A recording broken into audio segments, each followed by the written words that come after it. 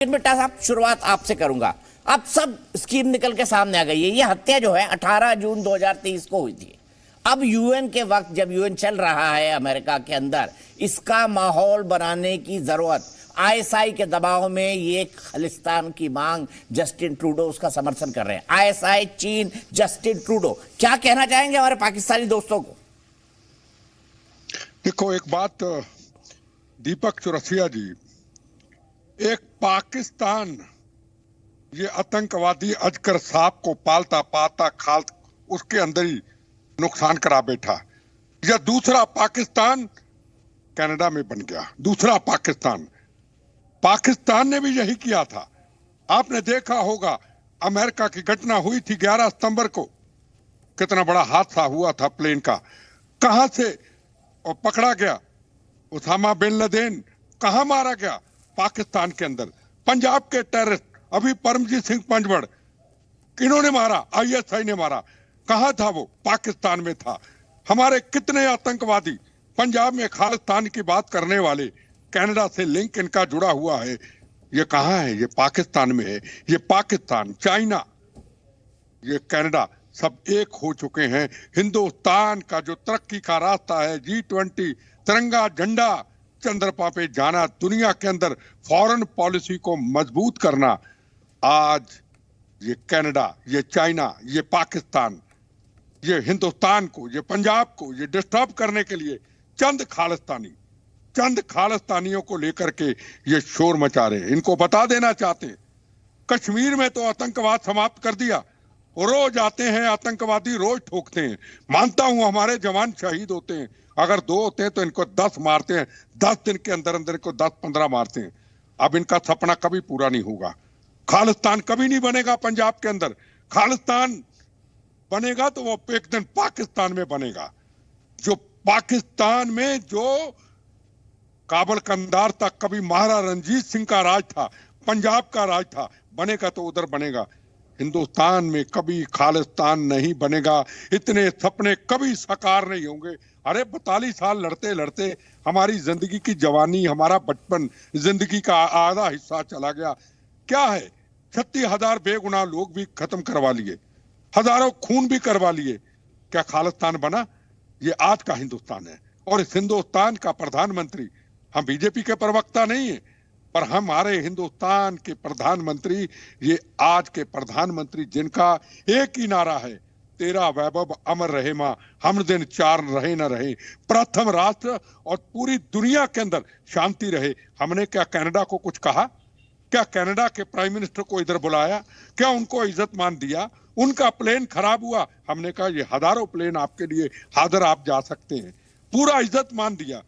Canada को list दी, प्यार से दी कि ये आतंकवादियों ने पंजाब के अंदर बेगुनाहों का कत्ल किया, इन्होंने हजारों बहनों के सुहागों को जाड़ा, इन्होंने पंजाब के चीफ मिनिस्टर को बम्बों से उड़ा दिया, तो हमें ये आतंकवादी वापस सौंपे जाएं, यही कहा और तो कुछ नहीं कहा।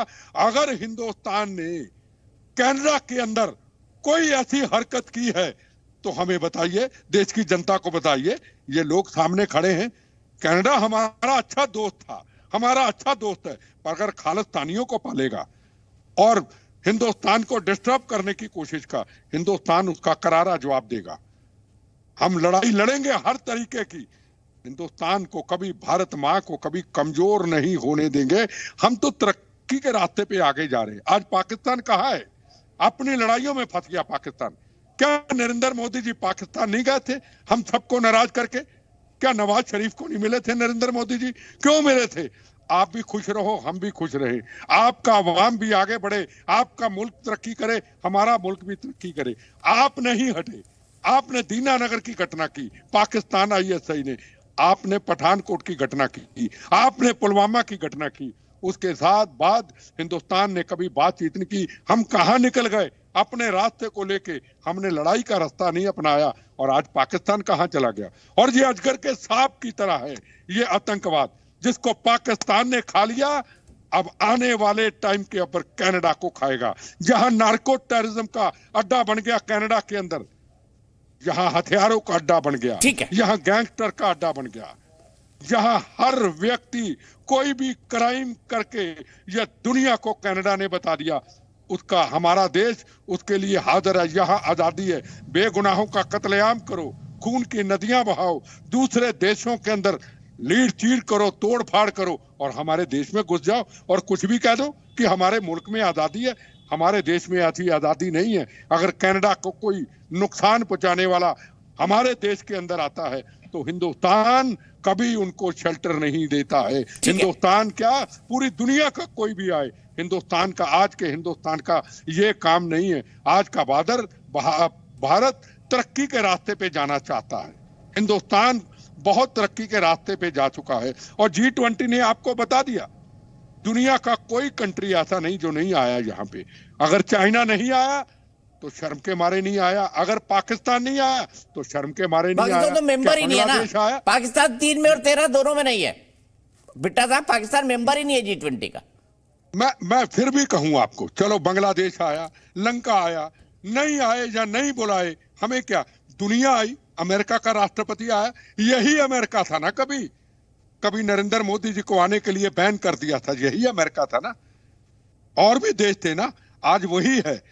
हिंदुस्तान को माना, हिंदुस्तान जवाब ले लेते हैं, फटाक से जवाब ले लेते हैं। सीधे चलता हूं हसन दुरानी साहब के पास। हसन दुरानी साहब, 2 विंडो दिखा रहा हूं, एक तरफ भारत के हमारे तमाम मेहमान है, उसके नीचे लगा हुआ है आगे बढ़ता भारत, और दूसरी तरफ है साजिश रचता पाकिस्तान। हसन दुरानी साहब, सुधर जाइए, अपनी कौम के लिए सुधर जाइए।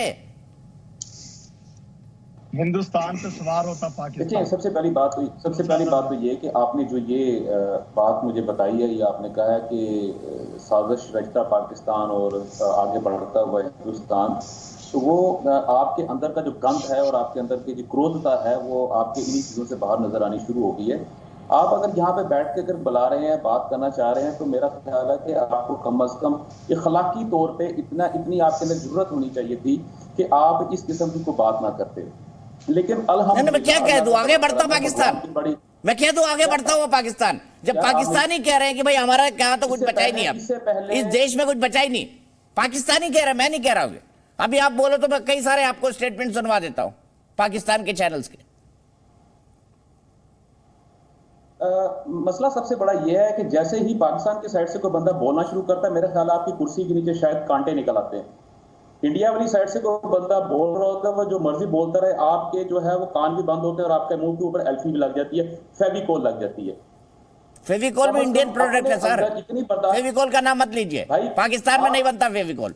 यार आप बाई प्रोडक्ट हो, आप बाई प्रोडक्ट हो, आप ओरिजिनल प्रोडक्ट ही नहीं हो। किस तरह की बात कर रहे हो आप? कम अज कम किसका बाय प्रोडक्ट ये भी बता दीजिए। आपके अंदर बिल्कुल अखलाकियात नाम की चीज ही नहीं है। नहीं, किसका बाय प्रोडक्ट ये बता दीजिए हसन साहब। आप मुसलमानों की बाय प्रोडक्ट हो, आप गौरी की बाय प्रोडक्ट हो, आप अब्दाली की बाय प्रोडक्ट हो, मैं अपने माँ बाप का प्रोडक्ट हूँ हसन साहब, छोड़ दीजिए इस बात को, अपनी माँ बाप का प्रोडक्ट हूँ मैं। आप लोगों ने जिनके हरम आबाद किए थे उनकी बाय प्रोडक्ट हो आप लोग। बस आप यही सुनना चाहते थे भाई। अगर आप तारीख के अंदर इतना ही अपने आप को समझते हो तो कम से कम अपने हिंदुस्तान का जो इतिहास है उसको पूरी तरह पढ़ लो। आपको अंदाजा हो जाएगा कि इन जितने भी बिट्टा साहब बोल रहे हैं तमीज से बात करो, जो मुसलमान और बेटा होता कौन है मुझे अरे तेरी आसी की तासी, फिर तू आ गया, फिर तू उसी रास्ते पे आ गया, फिर तू उसी रास्ते पे आ गया, फिर तू गंदे रास्ते पे आ गया, फिर तू गंदे रास्ते पे आ गया।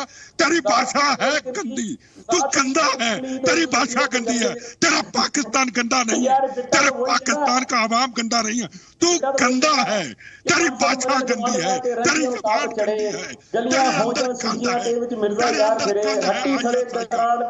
तेरे अंदर गंद है, तेरे अंदर तेरे अंदर गंद है, गंदा है। तू हमारे भारत के अंदर किसी को गलत बोले तो क्यों बोले? हमने तुम्हें गलत बोला? हमने तुम्हें गलत बोला? हमने तुम्हें गलत बोला? अपनी जबान पे कंट्रोल कर, अपनी जबान पे कंट्रोल। ठीक है, मैं सीधे आरपी सिंह के साहब के पास जाता हूँ। हसन साहब 1 मिनट रुक जाइए, आरपी सिंह साहब कुछ बोलना चाहते हैं।